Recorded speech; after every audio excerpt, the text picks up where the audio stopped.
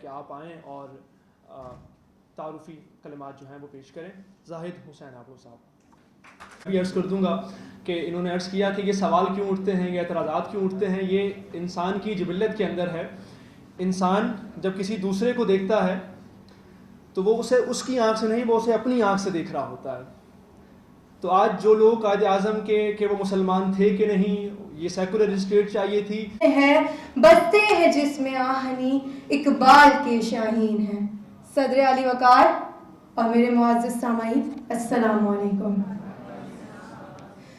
میں نے چشمہ اقبال سے ایک نظارہ دیکھا, میں نے قائد کی جدوجہد کا ایک شرارہ دیکھا. میں دیکھتا ہوں کہ ہمارا ملک ترقی کی منازل کو طے کرتا ہوا آفتاب کو چھو رہا ہے, کہ میں دیکھتا ہوں آئین کا بول بالا ہے, میں دیکھتا ہوں منصف ایماندار ہے, کہ میں دیکھتا ہوں ادارے خود مختار ہیں, عزت کے جذبے سے سرشار ہیں.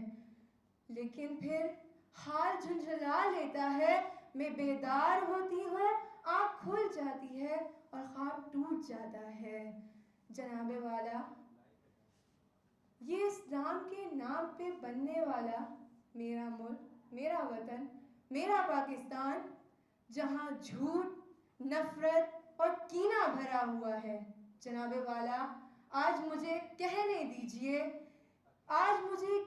دیجئے کہ حالات کی یہ ناسازگاری انسان کے علم پہ بھاری, مولود و منشا سے دوری, غربت کی رنجوری, سینے پہ پڑتی پھانسیں, حالات کی اکھڑی ہوئی سانسیں, دل پر پڑتے بان, سر پہ کڑکتی کمان, یہ اخباروں کی ریشہ دوانیاں, یہ حکمرانوں کی سرگردانیاں, یہ معاشی فقدان اور دوستوں کے بحران, یہ گردن پہ سوار کی لٹکتی ہوئی تلوار, یہ چہرہ زندگی پہ غربت کا غازہ.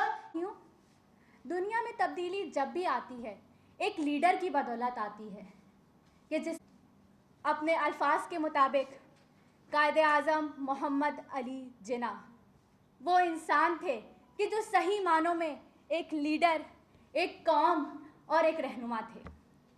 قائد اعظم محض ایک نام نہیں تھا, بلکہ ایک انقلاب تھا, ایک خواب تھا, ایک منزل تھی, کہ جس نے ہمیں اتحاد سکھایا, کہ جس نے ہمیں جینا سکھایا, کہ جس نے ہمیں آزادی کی قیمت بتائی. مگر ہم تو کیا کسی پیما کی حفاظت کرتے, ہم سے ایک خواب نہ سنبھالا گیا تیرے بعد. قائد اعظم محمد علی جناح ایک ایسا قائد جو رہبر اور رہنما کی صورت میں برصغیر کے افق پر ابھرا, اور جس طرح سورج مشرق سے طلوع ہوتا ہے اور چار دانگ عالم کو منور کرتے ہوئے اپنے وجود کا احساس دلاتا ہے, ایسے ہی میرا قائد سورج کی طرح برصغیر کے افق پر ابھرا کہ ہر اندھے کو خبر ہو گئی کہ سورج طلوع ہو چکا ہے. قائد اعظم محمد علی جناح سیاست کے افق پر ابھرنے والے وہ قائد تھے جس کی ہر ٹھوکر سے ایک نئی راہ تشکیل پاتی تھی. سامعین گرامی, برصغیر کے مسلمانوں کے خوابیدہ قسمت جاگی. ان کو ایک ایسا رہبر اور ایک ایسا رہنما ملا جن کی ہر ٹھوکر سے نئی راہ تشکیل پاتی تھی. ہم بنائیں گے نیا پاکستان کے نعرے. کبھی آگے بھری محفل میں پوچھتی رہی, کیا یہ وہ پاکستان ہے جس کی بنیاد لا الہ الا اللہ پہ رکھی گئی, جہاں غربا کو آج بھی ان لہلہاتے کھیت کھلیانوں سے, آج بھی خوشہ گندم سے روزی میسر نہیں. لت ہے جس اور جہاں ہے محمد علی جناح, لگتا ہے ٹیک جا کے نشانے پہ جس کا تیر, ایسی کڑی کماں ہے محمد علی جناح. صدر علی ضرورت اس عزم کی ہے کہ اگر ہمیں پوشیزہ جس کے آنچل کی حفاظت کے جرم میں اس کے بائی کو برچھی کھوپ دی جاتی ہے, وہ عورتیں جن کو عصمت کے تحفظ کی خاطر کنویں میں دھکیل دیا جاتا ہے, وہ بچے جن کو نیزوں کی انیوں پر اچھالا جاتا ہے, اور ہزاروں بچے लफ्ज़ बिस्मिल्लाह का मंजर पेश करते हैं आली वकार। जुल्म तो फिर जुल्म था, कब तक ढहाया जाता, एक दिन आज़ादी का सूरज तुलू होना था कि कुदरत ने सरजमीन को ऐसा मर्दे मुजाहिद दिया कि जिसने अंधेरी शब में कदम कदम पर चिराग जलाए, जिसने हमारी हथेलियों पर आज़ादी की लकीरें कायम कर दी, जिसने फरंगी हुक्मरानों की निगाहें खैरा कर दी, जिसने अदू के छक्के छुड़ाए, जिसने सदियों का कर्ज अपने कांधों पर रख दिया, जिसके जज्बात ने, जिसकी सियासत ने भटके हुए मुसलमानों को एक नई राह दिखाई, जिसके खताबात ने नौजवानों को फौलाद बनाया। ज़रूरत है हमें। सदर अली वक़ार, 1947 में एक कौम को एक मुल्क की ज़रूरत थी और आज एक कौम को एक मुल्क की ज़रूरत है। यकीनन जिसने 1947 में अल्लाह की मदद से एक कौम को एक मुल्क दिया था, वही आज एक मुल्क को एक कौम दे सकता है। तो मैं क्यों ना कहूँ, कायद तुम्हारी एक बार फिर ज़रूरत है हमें। सदर अली वक़ार, याद है कुछ दिनों पहले किसी ज़बान के बोलने वालों ने अपनी महरूमियों का बदला किसी कौम के बोलने वालों को मार कर लिया। कहने वालों ने कहा ये दहशतगर्द हैं जिन्होंने पाकिस्तानियों को मारा। लेकिन सवाल ये है, आखिर ये दहशतगर्द कब बने, कैसे बने और किसने इन्हें मजबूर किया कि ये कौम से निकलकर, किसने इन्हें मजबूर किया कि ये कौम से निकलकर दहशतगर्द बन जाएं। अजीब मुकाम पर ठहरा है काफिला जिंदगी का, सुकून ढूंढने चले थे नींद भी गवा बैठे। भूख और अफलास के मारे खुददारी की कमर टूट रही है, इज्जतें नीलाम हुई जाती हैं और फिर मंजर बदलता है, और फिर मंजर बदलता है। 25 दिसंबर 1874 शहर कराची में एक सूरज तुलू होता है। कौन जानता था कि ये सूरज एक सरजमीन को रोशन कर देगा। कौन जानता था कि ये चिराग बाबा एक कौम बन जाएगा।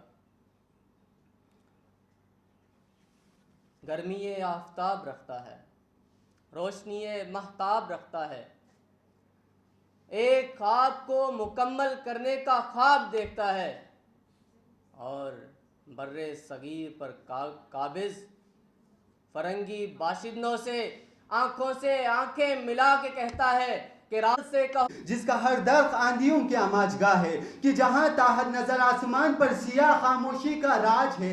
न किसी परिंदे की आवाज है, न किसी जानवर की पुकार, न बुलबुल का तरन्नुम है, न कोयल की चहकार। तो अली वक़ार इकबाल ने क्या कहा? बेवफाई के शिकवे हैं आज वतन अजीज की फ़ज़ा, आज वतन अजीज की फ़िज़ा तासुब, फ़िरका वारियत, इलाकायत व लिसानी फसादात से तारफुन ज़दा है। आज हर पाकिस्तानी के दिल में एक कर्ब है और ये कर्ब हर दिन में जागुज़ी होकर ये बता रहा है कि कायद तुम्हारी एक बार फिर से ज़रूरत है हमें।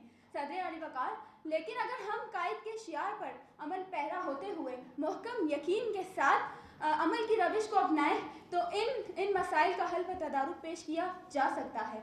बार फिर तेरी ज़रूरत है, ये वो मौजू है जो हमें माजी की गहराइयों में ले जाता है, जहाँ हमारे कायद की तालीमात और उनकी रहनुमाई मौजूद है। वो जो ना बिका और ना झुक सका, ऐसा निडर पुर एतमाद, वो जो ना बिका ना झुक सका, ऐसा निडर पुर एतमाद। जिंदगी मिसले आईना है जिसमें नहीं कोई तेजाब। जनाब सदर, मैं आज एक बात यकीन से कह सकती हूँ कि एक दुआ है जो आज हर पाकिस्तानी के दिल में मौजूद है कि एक बार फिर कायदे आज़म सानी अता कर, जो मुर्दा कौम को जगा दे और पाकिस्तान की किस्मत को सवार दे। आमीन। जनाब सदर, آج قائد اعظم محمد علی جناح نے اپنے ساتھیوں اور ملت مسلمہ کے ساتھ مل کر ایک عظیم جدوجہد کے بعد ایک آزاد ملک حاصل کیا، لیکن آج مجھے افسوس سے کہنا پڑ رہا ہے کہ ہم اس دور سے گزر رہے ہیں جہاں ہمیں پھر ایک بار اپنے قائد کی رہنمائی کی ضرورت ہے۔ حال کے خوابوں کی تعبیر ہوا کرتا تھا، لیکن آج 7 دہائیوں سے زائد کا عرصہ گزر جانے کے بعد میں کیا دیکھتی ہوں؟ میں دیکھتی ہوں کہ اس ملک کے حکمران اس ملک کو اپنے باپ کی جاگیر سمجھ کر دونوں ہاتھوں سے لوٹنے میں مصروف دکھائی دیتے ہیں۔ جناب والا، میں دیکھتی ہوں کہ ایوانوں میں منو سلوہ اترتا ہے اور ایک غریب کا بچہ 2 وقت کی روٹی کھانے کو ترستا ہے۔ جناب والا، میں دیکھتی ہوں کہ پارا چنار میں شیعہ مسلمانوں کے ساتھ جانوروں سے بھی زیادہ بدتر سلوک کیا جاتا ہے۔ جناب والا، دل کی آواز ہے جس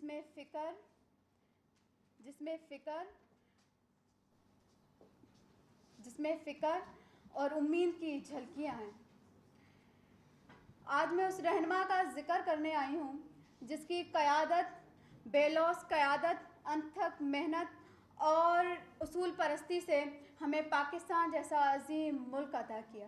تکمیل سے پہلے پیروں میں غلامی کی زنجیریں، ہاتھوں میں مظلومیت کی ہتکڑیاں، گردن میں رسے ظلم و زیادتی اور جبر و تشدد پہنے،